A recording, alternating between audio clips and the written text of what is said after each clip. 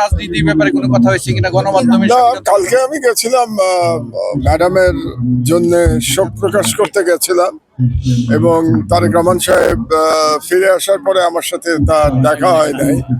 তো কালকে ওনাকে আমি সমবেদনা জানাতে গেছিলাম, এবং উনি খুবই চমৎকার ভাবে আমাকে আপ্যায়ন করেছেন, আমার সাথে কথা বলেছেন, এবং আমরা পুরনো স্মৃতি রোমন্থন করেছি। কারণ জিয়া পরিবারের সাথে আমার তো দীর্ঘদিনের পথ চলা, তো সেই কথাগুলোই মেইনলি আমরা বলেছি। রাজনীতি নিয়ে কোনো কথা বলিনি।